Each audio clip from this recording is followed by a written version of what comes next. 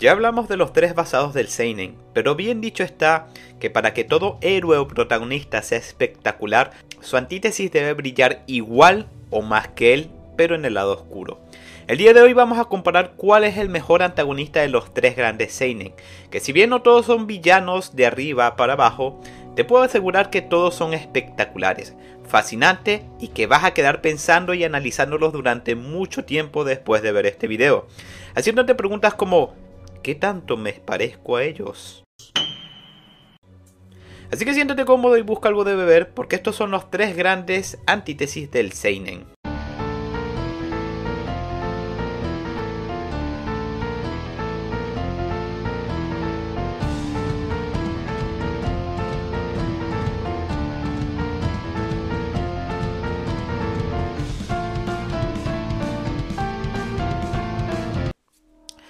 Para medir a nuestros antagonistas tomaremos en cuenta tres aspectos y de acuerdo a ellos los evaluaremos dándoles una calificación. El primer aspecto es su motivación. Un buen villano debe tener una motivación que le haga entender al espectador el por qué hace las cosas, el por qué está dispuesto a cruzar varias líneas de moralidad y hacer su fechoría sin importar las consecuencias. Dichas motivaciones deben ser al menos comprensivas para el lector y en su mejor aspecto generar divisiones si sobre lo que está haciendo está bien o no. Dicho esto, nuestro primer candidato a examinar lo debes estar intuyendo, claro que sí, es Griffith. ¡Maldito Griffith! ¡Maldito! Perdón, es la costumbre. Desde el inicio de la obra su objetivo es tener su propio reino. Una meta muy difícil si además consideramos que para la línea de tiempo de Berserk se sitúa más o menos en la época medieval. En dicha época era muy difícil siquiera tener derecho a la vida. Algo así no era posible al menos que fueras un noble o de una familia muy rica. Sin embargo, Griffith hizo gala de su astucia, su carisma y sí, de lo hermoso que es para conseguir sus objetivos. Debido a los ideales tan brillantes que tenía, mucha gente comenzó a seguirle viéndole como un gran líder y con esto Griffith tuvo sus primeras pérdidas. Pérdidas que le afectaban a nivel mental y psicológico, pero que sin embargo, si podía deshacerse de esto, lo iba a hacer. Aún así, estaba dispuesto a llevar este peso sobre sus hombros con tal de cumplir su sueño. Y claro que también estaba dispuesto a sacrificarse para obtener su querido reino. Siendo así el caso cuando el viejo lesbiano, ya sabes, el ¿de qué rayos estás hablando? Digamos que se fue a jugar a la Play con un viejito ardilla. El sueño de Griffith lo era todo y por ende no es de extrañar que estuviera dispuesto a sacrificar todo con tal de lograrlo, traicionando a sus amigos y haciéndoles aberraciones a los más queridos, por el puro hecho de tener su reino. Y lo peor de todo, sin tener ni siquiera un ápice de remordimiento. ¡Maldito! 5 sobre 5. Ahora, seguimos con el anime de nuestro querido Salvador Thorfinn. Para ello, tenemos que hallar al antagonista de Vinland Saga. Ciertamente Askeladd es difícil considerarlo como un villano, pero realmente lo fue, eliminando al padre de Thorfinn y utilizando a su hijo como guerrero. Sin mencionar que con su grupo de vikingos se dedicaba a saquear, robar y asesinar. Eso se pasa muy desapercibido porque el sujeto tiene un carisma muy especial. Con una actitud basada, el sujeto se gana el cariño del público, además de que demuestra sus habilidades no solo con la espada, sino con un gran intelecto que le hacía salirse con la suya. En cuanto a su motivación, podemos decir que lo genial de Askeladd es que entendía que toda la sociedad vikinga y guerras constantes estaban erradas, y por ende él buscaba servir a algún líder que le diera significado a su vida. Es curioso y poco se habla que cuando Askeladd conoció a Thor y entendió sus ideales, el sujeto le pidió que si podía ser su líder, porque sabía que quizás este, a pesar de ser pacífico, tenía respuestas a preguntas que él estaba buscando. Claro, que fue tan oportuno la manera de hacerlo que se sintió avergonzado, y echó para atrás por lo inoportuno del asunto. Pero esto no volvería a pasar, y en cuanto vio al príncipe Canuto, un sujeto que tenía un pasado similar a él, y que sentía que él podría forjar un verdadero líder al que seguir, no dudó Askeladd en dar su vida por este ideal. Askeladd, un villano que solo buscaba un ideal para darle significado a su vida, sin importarle ni siquiera lo que pudiera obtener a cambio. Debido a lo ambiguo que fue, pero bien fundamentado de sus acciones, le daremos un merecido 3.5. Y por último tenemos al señor Sasaki Kojiro del manga Vagabond.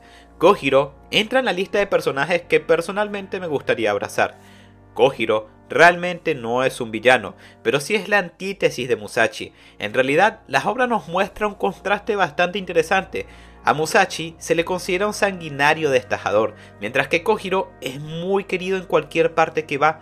De hecho, se muestra que Kojiro tiene algo que Musashi no, y es ese niño interior y el disfrute de lo que hace, que le hace brillar a diferencia de nuestro protagonista. La motivación de Kojiro es muy simple, siempre le gustó ser un espadachín y a pesar de ser sordo y mudo, lo logró. Y siempre se hace notar de una u otra forma por ese carisma tan especial que tiene. Incluso con las damas, tiene habilidades innatas a pesar de su incapacidad. Por eso, con una meta sencilla y clara, pero lograda, Kojiro se queda con un 3. Y le doy esta nota porque precisamente esto no lo hace un antagonista, sino más bien un personaje muy bien construido. El segundo punto por el cual vamos a examinar a nuestros queridos o no tan queridos antagonistas es cómo desafían a sus protagonistas. Iniciamos esta vez con el buen ejemplo del gran Askeladd. Askeladd le destrozó la vida a un joven Thorfinn, luego de ejecutar a su padre frente a él en un desafío que no había ganado. Askeladd, a medida que avanza la historia, le saca provecho a Thorfinn, manipulándolo para que sea uno más de sus soldados. Pero la cosa aquí se complica bastante, ya que luego de esto, lo amó.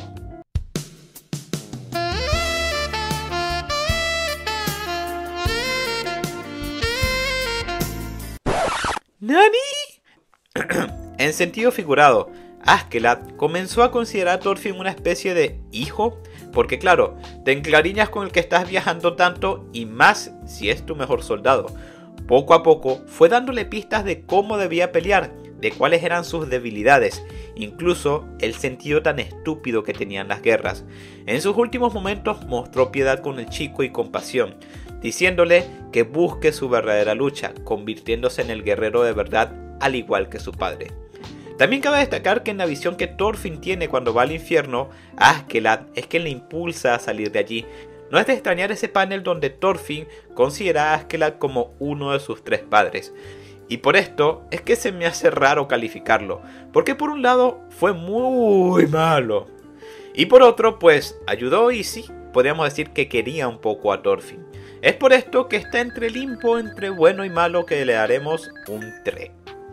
Con nuestro segundo caso ocurre similar como con el buen Askeladd, pero peor. Rememorando, Kojiro y Musashi han tenido 2 encuentros. El primero fue en la batalla de Sekigahara, donde ambos se toparon peleando y simplemente se enamoraron.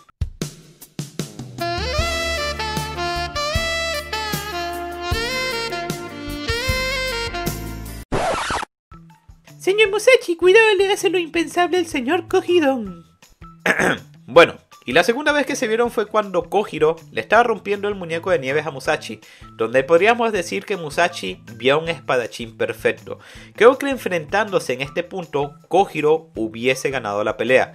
No solo Musashi notó que su esgrima era bastante bueno y cortaba mejor el muñeco de nieve que él, sino que la felicidad que tenía Kojiro le hacía entender que él estaba en un nivel superior en su camino de la espada. Es por esto que Musashi luego de este encuentro también comienza a ver a Kojiro como una meta. Ciertamente el señor Kojiro motivó al señor Musashi, pero es muy antiguo en realidad, así que le voy a tener que dar un 2. ¿Qué? Tan bajita nota, señor casi Kojiro, pero sí es muy pro. Es cierto, Ardilla, en realidad Kojiro se merece un abrazo, pero lamentablemente lo estaba evaluando como antagonista y no como personaje. Y por último, tenemos los desafíos que depara Griffith para nuestro querido Guts. 5 estrellas, nada más que decir. Bueno, simplificando un poco el porqué, Griffith básicamente le da sentido a la espada de Guts durante toda la saga. Básicamente se vuelve su objetivo y meta en todo el anime y manga. El principio es para servirle porque Guts lo quiere. Ambos luchan juntos en varias ocasiones y poco a poco se van enamorando.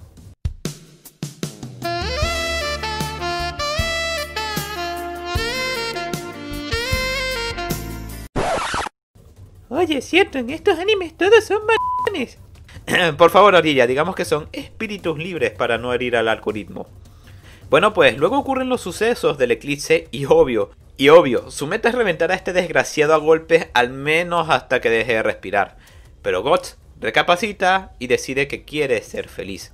Pero la historia hace que el infeliz de Griffith lo siga desarrollando aun cuando el chico no puede desarrollarse más y este se lleva a Casca. Simplemente un chiche su madre.